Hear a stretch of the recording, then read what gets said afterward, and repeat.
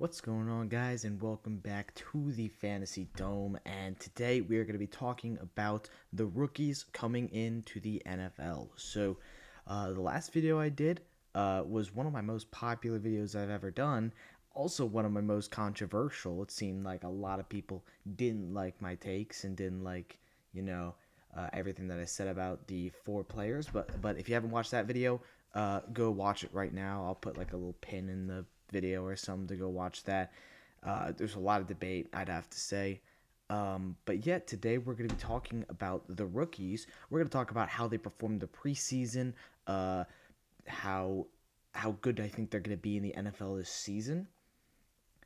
And so yeah, overall, it's just going to be kind of like a quick little thing, and we'll end it off with a little mock draft as well. So in sleeper. But if you like these kinds of videos, once again, leave a like, leave a subscribe. That would be great for me, and it would be great for you because you guys get to see some decent fantasy football content. Not the best, not the worst. So let's get this going. I'm not going to go too in depth on each one of these. I'm going to spend probably about like a minute or two on each of them. The bigger ones I'll spend a bit more time on, and I'll give you a couple sleepers towards the end of the draft. So I'm probably only going to go the guys who you're drafting probably end at about JCM, maybe Luther Burden as well. I'm just going to give my takes on all those guys. So let's start with number one, Ashton Genty. So Ashton Genty had a bit of a weird preseason.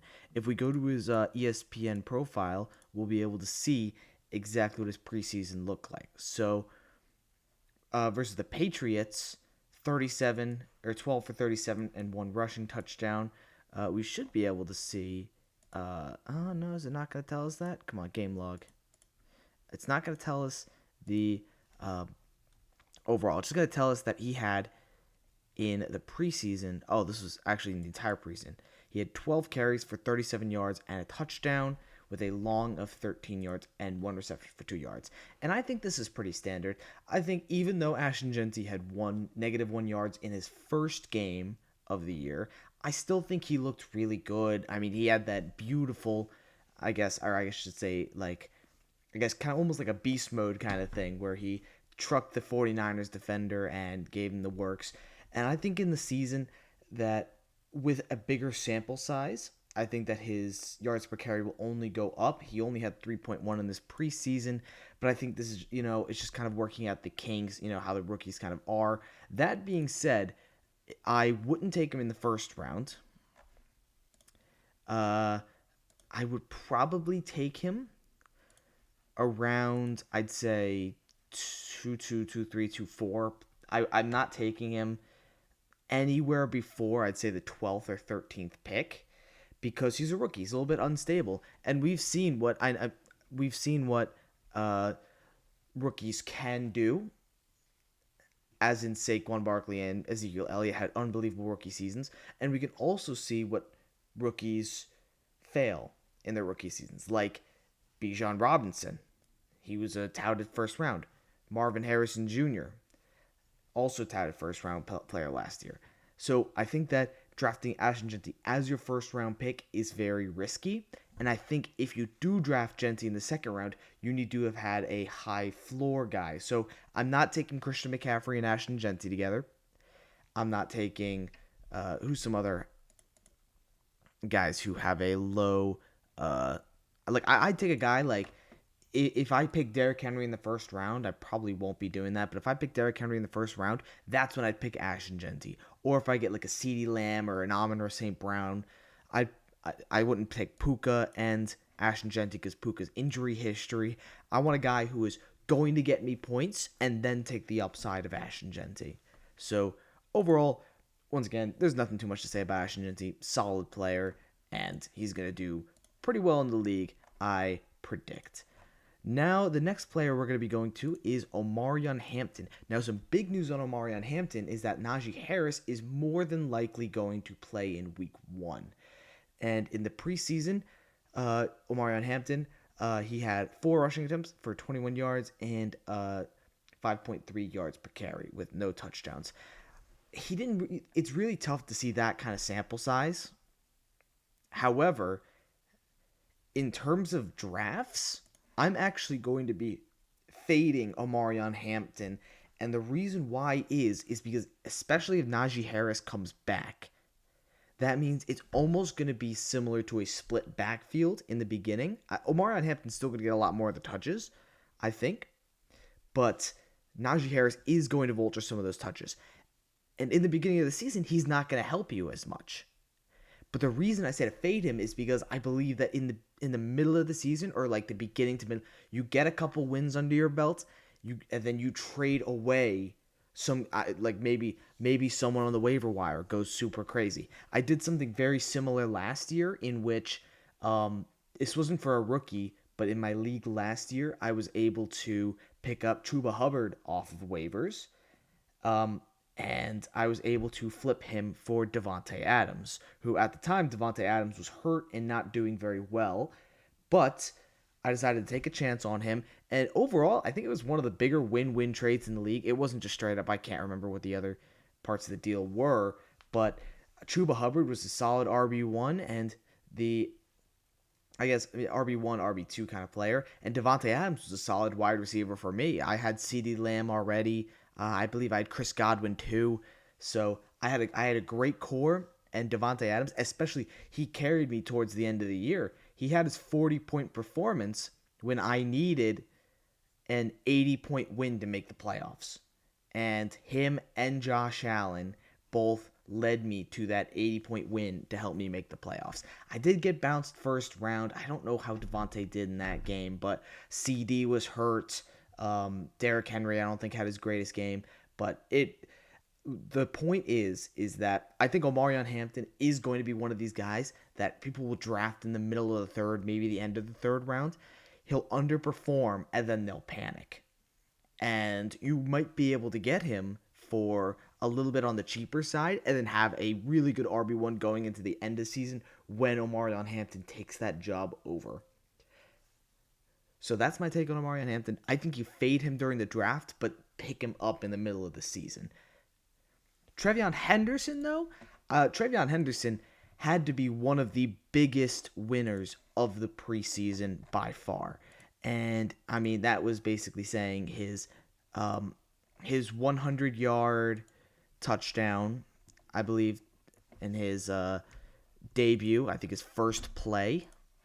But in terms of carries, he went 5 for 38, 7.6 yards per carry, and the touchdown with 3 receptions, 12 yards, and 4 touchdowns. This seems like a guy that the Patriots absolutely love. This is a guy that can pass block. He can receive. He's been punt returning, kick returning. He's been doing absolutely everything for this offense, which is so devoid of talent. And their other big skill position player that they had, which was Kyle Williams, has been not disappointing, I'd say, in the preseason, but he's not been that kind of star player that I think they hoped that he would turn into already.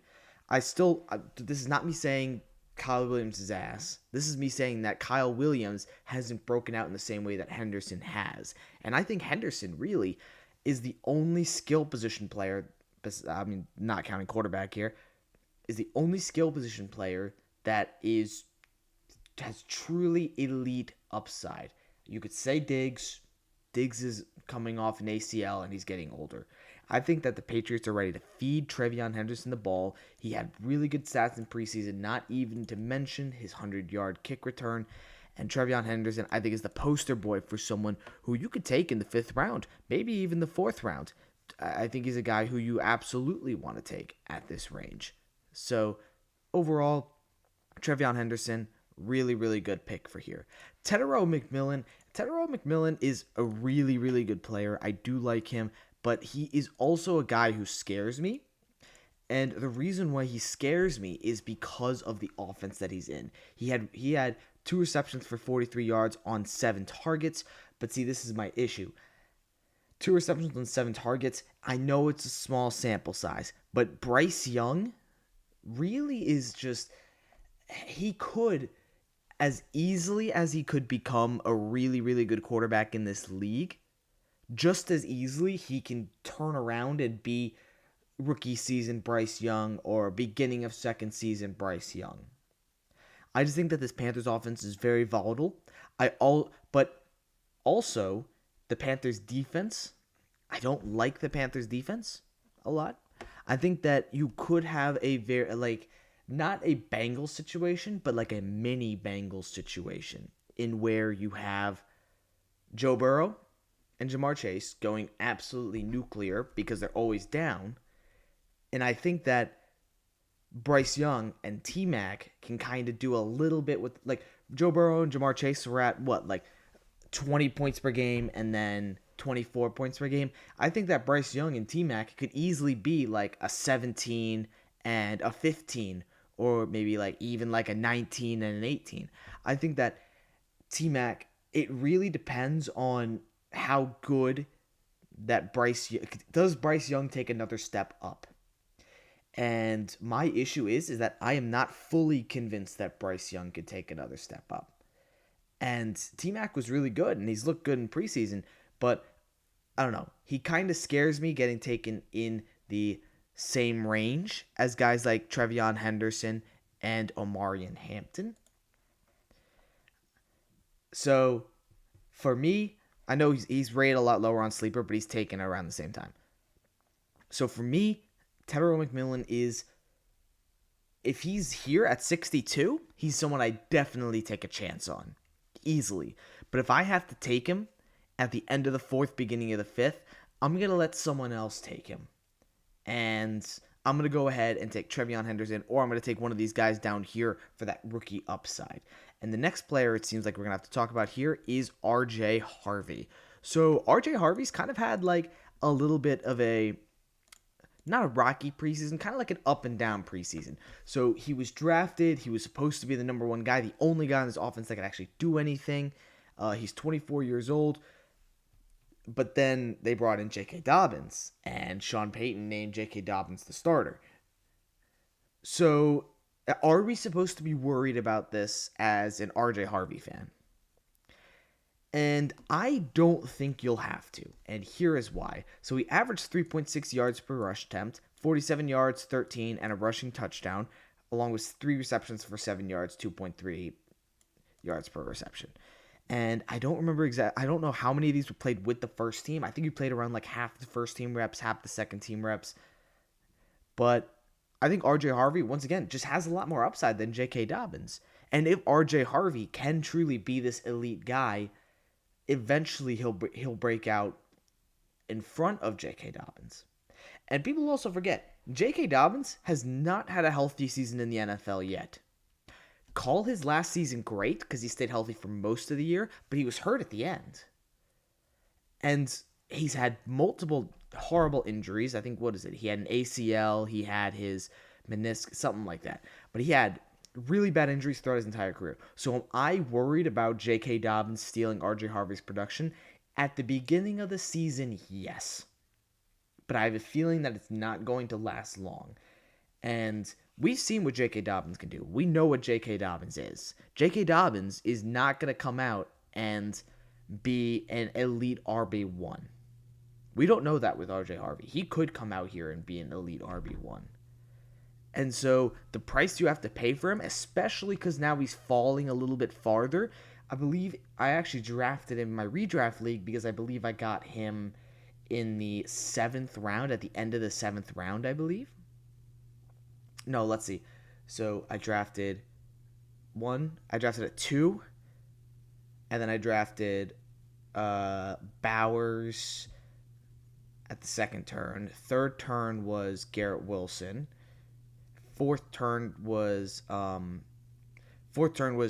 so it would have been the 6-7 turn is where I drafted RJ Harvey. And I think that's a great price. I think that RJ Harvey being a 6-7 god damn it.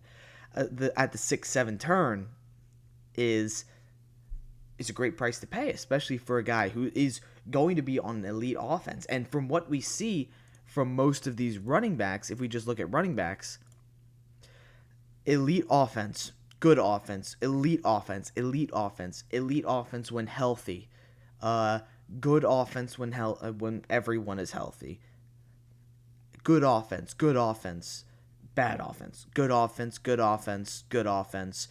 So all of these running backs up here are running backs on good offenses. And really the only I guess the only running backs that don't really fit this bill are the Chiefs running backs because they don't usually use their running back a lot. And then the Washington Commanders. Well, we'll talk about Ja'Cory Croskey-Merritt in a second. And but I just think betting on a running back in a good offense, we know this is going to be a good offense. They've done nothing more than just then raise their floor. I think the only way this offense implodes is if Bo Nix goes down with an injury or has a serious regression season for his second season. But I think even with regression his second season, like he's got one of the best offensive lines in the league. He's got one of the best defenses in the league. This is starting to remind me of the Philadelphia Eagles, where Bo Nix may not be your elite number one quarterback, but you're going to have elite guys all around him. You have, especially in the trenches, you have really good offensive and defensive linemen. You probably have the best secondary in the league. You have a great linebacking core. And I think that if R.J. Harvey can come out here and really take this starting job from J.K. Dobbins, or J.K. Dobbins just gets hurt, I think it's a great risk that you can take in the 6th or 7th round. The next player we're going to be talking about is going to be Travis Hunter. So Travis Hunter is, once again, kind of one of those interesting players because he's going to be wide receiver and a corner. So the real question is what is he going to play? He had 2 receptions for 9 yards. Now, everything that we're hearing about Travis Hunter is that he is going to be playing at least 80% of the offensive snaps, and I'd like to bet on most of his offensive snaps that he's not going to be playing are going to be run plays, or at least maybe like quick reads to Brian Thomas Jr. And this is also why I kind of like Travis Hunter here, and that is because Travis Hunter has been moving towards being the slot receiver. And because Brian Thomas Jr. is a primary outside guy, which is also kind of what Travis Hunter does. And Brian Thomas is going to take the best corners. If they play I don't know if they play the Broncos here, but when they play the Broncos, Pat Surtain is guarding Brian Thomas Jr. And Travis Hunter is going to be guarded by someone else. Maybe he'll get Pat Surtain for a couple of plays, but Travis Hunter being in the slot, and everything that we're hearing is that Travis Hunter is going to play offense, mostly, and then transition more into defense. This isn't a dynasty league. I'm talking about what do I think Travis Hunter is going to do this year. And this year, I think he's going to be playing mostly offense. That's what the news has been saying. That's what the media and what's coming out of Jacksonville camp.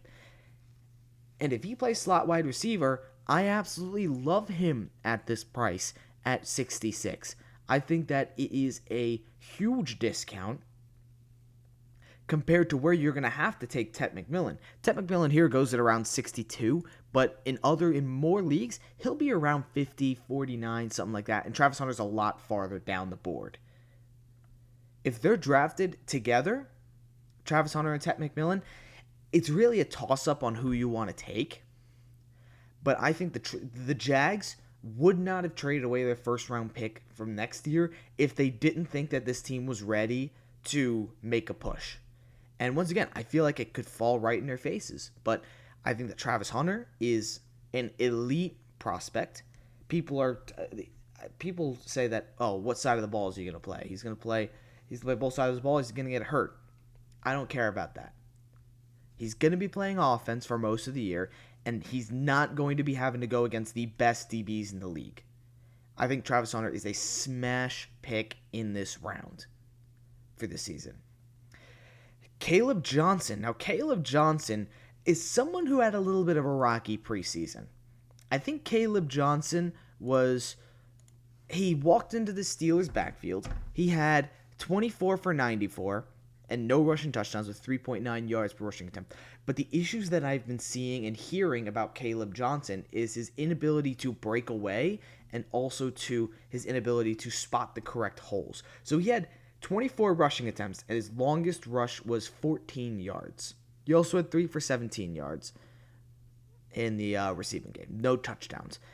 And when you think of the breakaway fantasy points, big stuff. I think that just Caleb Johnson is just going to be another Najee Harris, a guy who, yes, he could hit 1,000 yards every season, but he's averaging 12, 11 points per game while doing it, which doesn't make him a terrible running back, but when you see the guys who are going around him, so Caleb Johnson is going here around pick 78.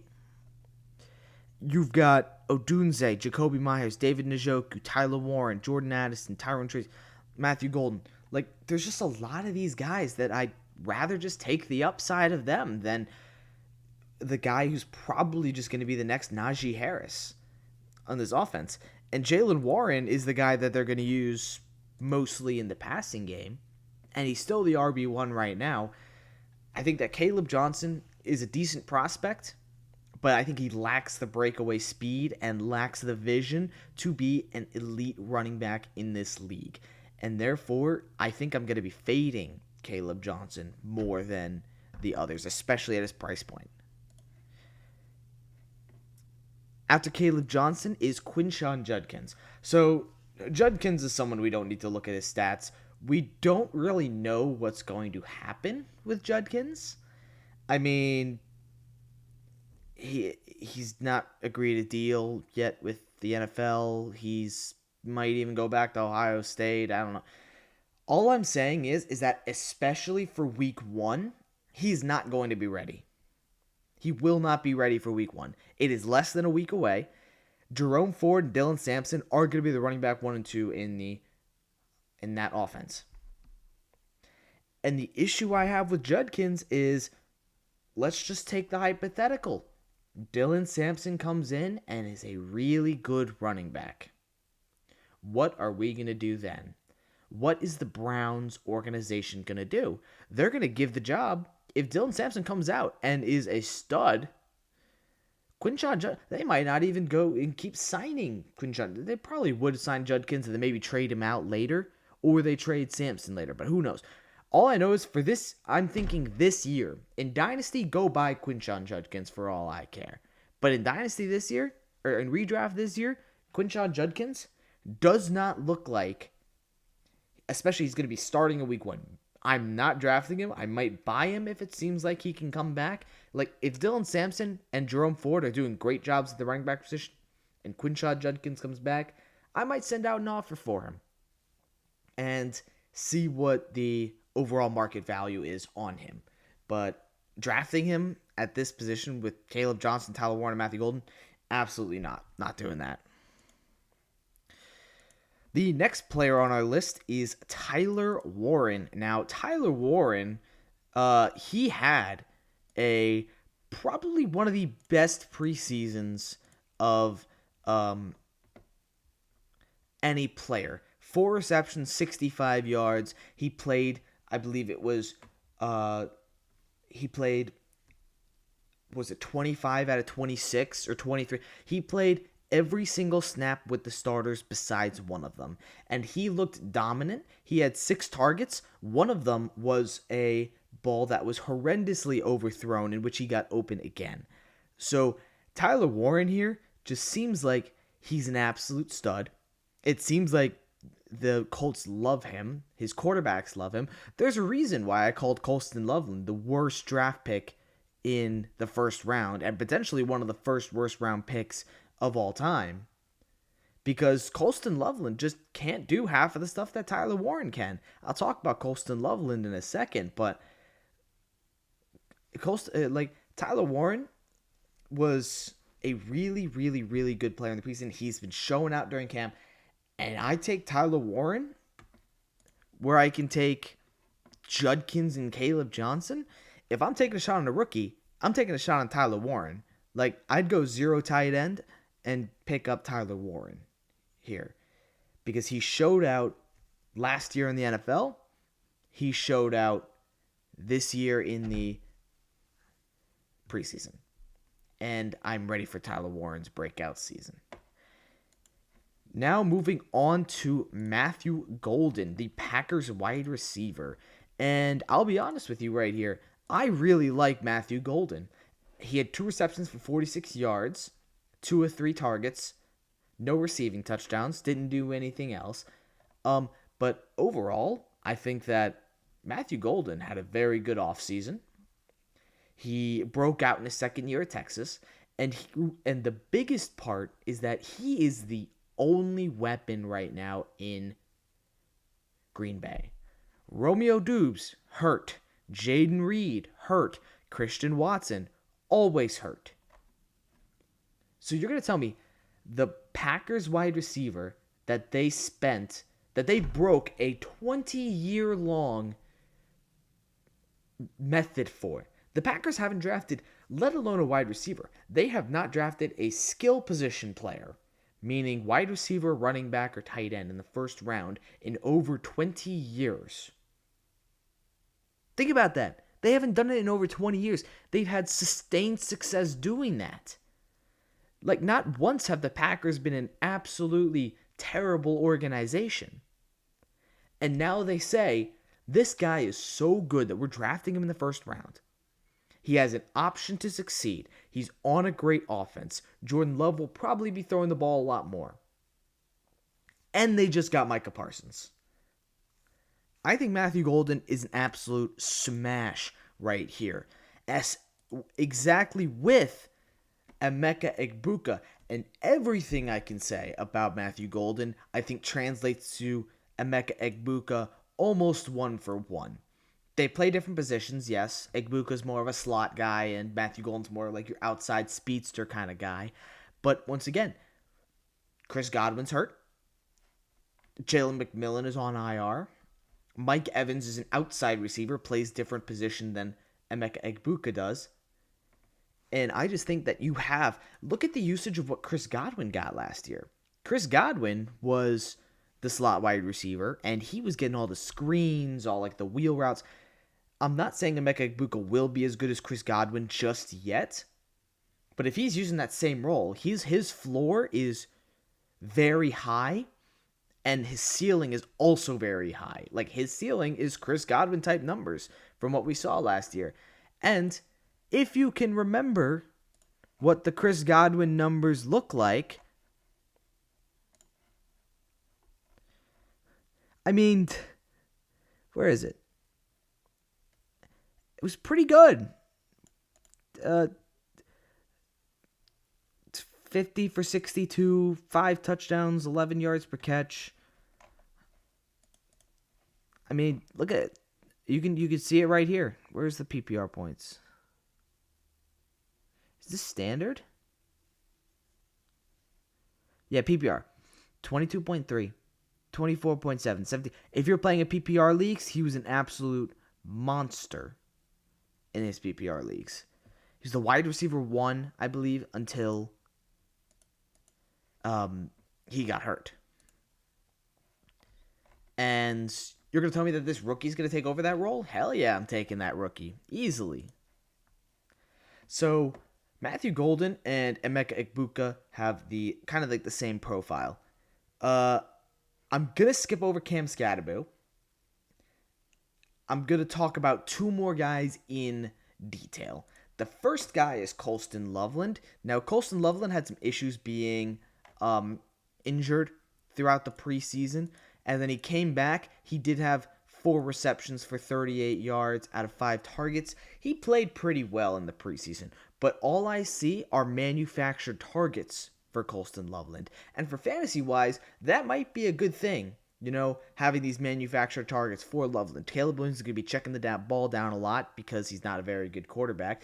I'm a huge Caleb Williams hater. I think that he looked absolutely terrible last year, and he also looked terrible in the preseason. And just Colston Loveland, there are too many mouths to feed in this offense. You have DJ Moore, Rome Odunze, Luther Burden, Colston Loveland, Cole Kmet, DeAndre Swift. Those are the guys all fighting for targets. And I think that Colston Loveland won't get that job. I really just don't think. Cole Kmet had 1 for 29. He caught his only target for 29 yards. And he doesn't have targets manufactured for him. I feel like this is going to be more of a tight end by committee kind of approach.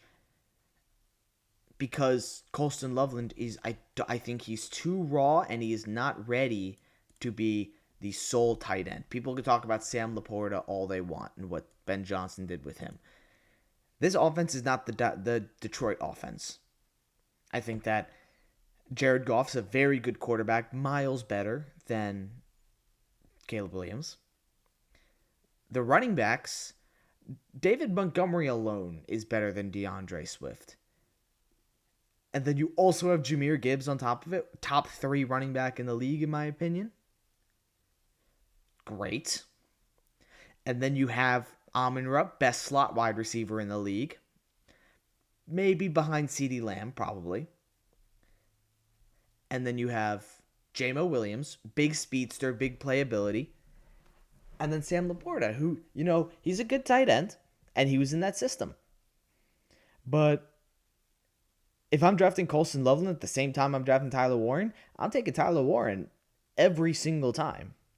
And it's not close. So, overall, Colston Loveland, I'd take him. If I get a guy like Travis Kelce or David Njoku and I want a guy with more upside, maybe I'll take Loveland. But until then, not really. And then we're going to talk about the kick. What is the kicker? I was thinking Tyler Loop right there. But then we're going to talk about Cam Ward. So Cam Ward, I think, looked really, really good and was one of the most slept on players. He did have 52% completion, 145 yards, 10 and 19. But this was partially due to a lot of drops by his wide receivers. And I see the receivers are not very good. But Cam Ward is. And I am willing to bet on the talent over the wide receiver production. I think that someone will emerge from this offense, whether it's Calvin Ridley, whether it's Alec Ayominor, whether it's Tyler Lockett. Someone will emerge from this offense to be Cam Ward's reliable number 1. And as soon as that happens, I think Cam Ward may as well shoot up the board and be, I think his ceiling, I'd say, is a top 10 quarterback. And his floor is obviously like really, really bad quarterback. But overall, this is a guy who you can take at the end of your drafts. If you're playing in a 10 or 12 team league, you could take him in the last round. If I go and I wait on quarterback and I get a guy like Trevor Lawrence or Jordan Love, last round of the draft, I have to choose someone else. I don't have a QB2. Let's take Cam Ward. Let's take the rookie. Let's see he's got upside. Worst case scenario, you drop him and pick up a quarterback that's better. And so I like taking Cam Ward as a dart throw at the end of the round. I think this might be one of the lowest draft position for a number 1 overall pick quarterback.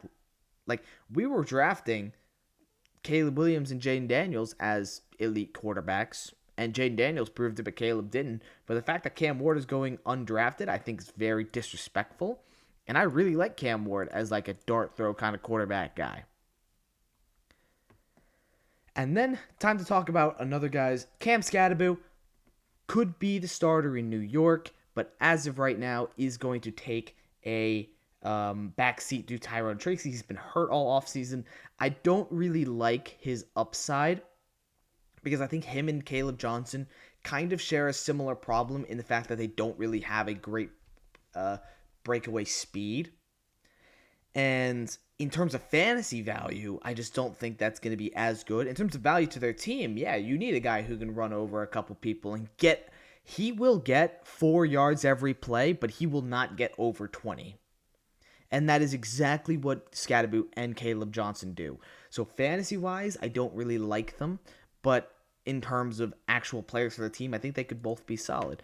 JCM, I think that he is really not overrated, but if you're taking him in I've seen him go as high as the 7th round, maybe the 6th round. And people act like this guy's the next coming of Jesus. Yeah, he has upside, and he could be good. But just as well as he could be good, he can average 8 points a game. Or 7 points a game. And Austin Eckler's the running back 1. Chris Rodriguez, I also think, could take touches from him. I think JCM could be one of those preseason traps. It's not saying that I'm not going to draft him. If He's on my waiver wire still. I'm picking him up immediately, but I'm not taking him where he's being drafted. Jaden Higgins, I don't think this Texans offense is going to be good enough to produce Nico Collins and another top wide receiver, even though Nico Collins is hurt a lot. So I'm honestly kind of fading Jaden Higgins here a little bit. Jaden Blue, he's a guy who you can pick up off your waivers in 10-team leagues. I would easily pick him up because he has upside, and he's a lot cheaper than a guy like Ja'Cory Croskey-Merritt or Cam Scatterbo. The running backs that have opportunities to get the number one job. Jaden Blue is just as much of an opportunity to take it from Javonte Williams, because Javonte Williams has been trash. And I'd rather take the shot on Jaden Blue, who I can get with my last pick in the draft, than spend a 7th rounder on JCM. Luther Burden, kind of the same issue as Colston Loveland. Too many mouths to feed in that offense. The wide receiver, I did a quick study, and the highest scoring wide receiver 3 averaged under 10 points a game. That played over 8. So if Luther Burden, if DJ Moore and Rome Odunze play the entire season, Luther Burden is capped pretty much at 10 points a game. And this was last season, by the way. So Luther Burden is kind of a tough for me here. I don't think he's going to break out in the way that DJ Moore and Rome Odunze already have. So I think that he might be a next season kind of guy.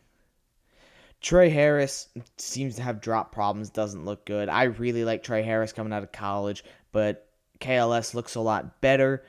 And then we get to the guys who are going to go undrafted that you could probably get in your waiver wire. Dante Thornton, I think he's also kind of one of these preseason hyped up kind of guys.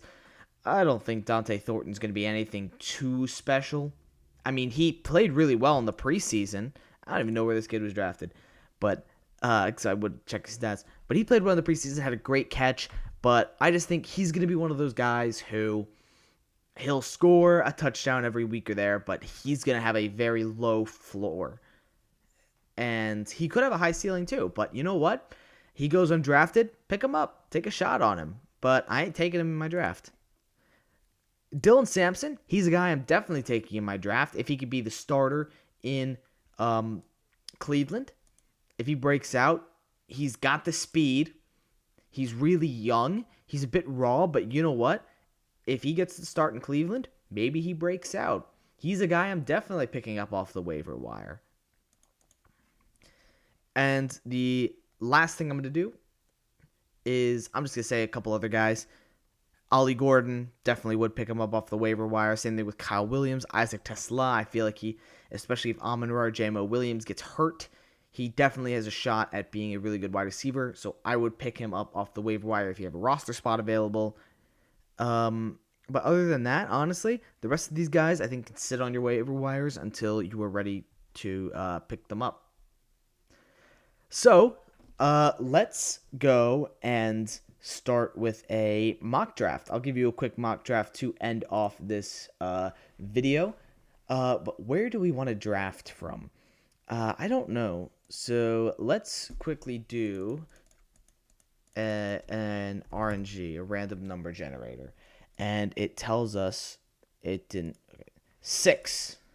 Wants to draft at pick 6. So let me turn off these sound effects. I hate these sound effects.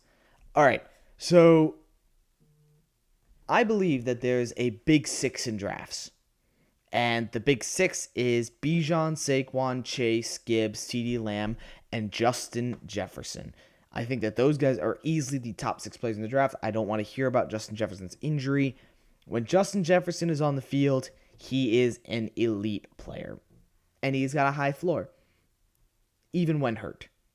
That's all I'm going to say. So I'm easily taking Justin Jefferson with my first pick here. Now, wide receiver in the first round, now we're going to want to get a running back. Running backs go fast. They go really, really fast.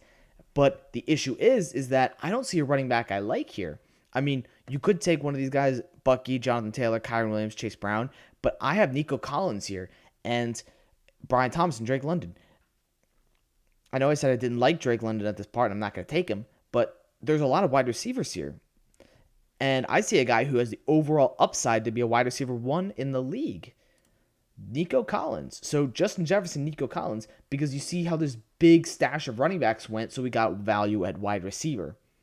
And now we had a big wide receiver stock, but now we get a huge value at running back. I don't think it's realistic to have Jonathan Taylor here or Chase Brown, but picking up one of those running backs, I'm going to go Chase Brown because that's who I prefer, in the words of, having an elite offense. Chase Brown produced a lot last year, and now I think it's a time we can get Jaden Daniels, we can get Joe Burrow, we can get an elite quarterback here.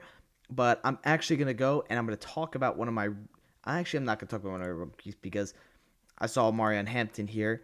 But overall, I think let's go with that elite quarterback. Let's get Jaden Daniels. I think that quarterbacks are going off a little bit easy. Jaden Daniels right here, absolutely solid quarterback, really, really good. And then now we're going to look at our rookie, and we're in the middle of the 5th round. And I would reach on Trevion Henderson here. Getting Trevion Henderson, who I think is an elite rookie prospect, who could be an unbelievably good player. And now we have, I think, a great core of Justin Jefferson, Nico Collins, Trevion Henderson, Chase Brown, Jaden Daniels. That is an unbelievably good core. And I have to say, I play double flex, so it's whatever, right? And then over here in the 6th round, Devonta Smith is an easy grab for me. Got to build out our wide receiver core with Jefferson, Nico Collins, and Devonta Smith. And that, I think, easily, besides this Jamar Chase team, has got to be one of the scariest wide receiver rooms in the entire league. Now looking over here, you've got Pacheco, J-Mo, DeAndre Swift, Jalen Waddle, Bo Nix. I'm going to take probably a high upside wide receiver, and I am going to go Calvin Ridley here. And I go Calvin Ridley because, like I said, I believe in Cam Ward. I believe in the talent of Calvin Ridley. And I think that if Cam Ward's talent is that good, he is going to absolutely, Calvin Ridley's going to go nuclear with a really good quarterback. And then over here, I think this is an easy decision right here. I am going to go Tony Pollard. Even though I might miss out on Tyler Warren. Do I go Tyler Warren or do I go Tony Pollard? I think I'll get one of these running backs here to be my 3, and I'm going to take Tyler Warren here as my 2nd rookie of the draft, as we talk about the rookies. And yeah, now we have a really high upside player at tight end, and we have a high upside player at running back. So now I need another running back, basically, who can get me points maybe in the beginning of the season if Trevion Henderson isn't used as much. So I am going to go either Travis Etienne, Jalen Warren, or I think Tyron Tracy may have gone already. Yeah, he did. So I think I'm going to go Travis Etienne. I think he's super overhated. I think if the Jags have a better offense, then Travis Etienne will start to cook again. And Matthew Golden went early as well. I like Egbuka at this spot. Get my wide receiver 5. He can easily take over Calvin Ridley's job too. Defense goes at 10-7. Here's the one thing I'm going to tell you guys about a defense and a kicker. Do not draft them. Your kicker, just pick your best kicker available in the 2nd to last round and then stream your defenses. Streaming defenses is the easiest way to get fantasy points because even the Denver Broncos have who are the best defense in the league, had some games with negative points. I don't want negative points in my roster. I want a team that I want points every week. And more than likely, if you pick a defense that has a good matchup, they're going to take positive points. So we've got Tyler Warren, who's a high upside guy. So now I want a tight end with some floor. I don't see any of those guys just here. So I'm going to take another running back, and I'm going to go with Zach Charbonnet because when Kenneth Walker was out, he was elite, and Kenneth Walker is out a lot. And then I'm going to take one more wide receiver, and that wide receiver is going to be Josh Downs. Super good value here at the 12-5. Once again, we have the double Colt stack. One of them has got to perform. Hopefully both of them can. But now for the rest of this draft, I'm going to be taking running backs, tight ends, and obviously defense and kicker. So the reason I do that is because I want to get high upside running backs because I think there's only going to be a lot of wide receivers. Josh Johnson, Mecca, I think my wide receiver core is fine. I'm going to take JCM. JCM at this big of a price discount, I would gladly take him at this point. I don't think Sleeper's ADP is the best right now. Jaden Blue is a good guy. But once again, I took Travis Etienne earlier. Let's take Tanks Bigsby. Get both of the Jags running backs, so whichever one starts. Bashal Tutin is not going to be that kind of guy. I really don't think so. Then get some Dylan Sampson. We're just going to hammer some running backs in the later rounds. Hopefully get one that hits and can be our 2 with Chase Brown in case Henderson doesn't. So now this is going to be our last skill position player that we take. So the real question is that who are we going to take? I don't really know. We should probably get one of our tight ends. So I'm going to take Hunter Henry here. And I think Hunter Henry is a guy. He was a guy who last year, he gave you a bunch of fantasy points. Like, he was pretty good last year. I mean, he had 18 points here, 13. He wasn't amazing, don't get me wrong, but at the end of the season, he was very solid until he got hurt. And then the last 2 picks are going to be your defense and your kicker. Always pick your kicker first because your kicker is going to be a lot better, a lot more consistent than your defense is. So I'm going to pick a guy who I'm going to pick Tyler Loop, the rookie. And the reason is because I think he was a really good kicker. I usually take Cam Little. That's always my kicker pick, but he might go earlier now. But Tyler Loop's a great second option. And the defense, you just pick one with a great matchup. I honestly don't remember the matchups that well, so I'm just going to pick Chiefs defense. I don't really remember who they play, but overall, we've got Daniels, Chase Brown, Trevion Henderson, Jefferson, Collins, Tyler Warren, Devonta Smith, Calvin Ridley, and then some guys at the bottom with combined production week 1 and high upside guys. So, I hope you guys enjoyed this video. I kind of talked for my head off for a bit there, but I hope you guys enjoyed, and I hope you guys draft a lot of rookies. Not a lot of them, but there was actually this last point. One guy in my redraft league drafted pretty much every single rookie. He drafted, I believe it was Amarian Hampton, Tet McMillan, Tyler Warren, Trevion Henderson, Caleb Johnson, Corey Croskey-Merritt. He drafted every single rookie that you pretty much could possibly draft. And my point with that is don't do that. Rookies are super. They can either be really good, they can either be really bad. Last year was an anomaly with how many good and elite rookies there are. It will not happen again. I promise you. Find the right ones. Draft the guys you like. I'll see you guys in the next video. Thank you guys.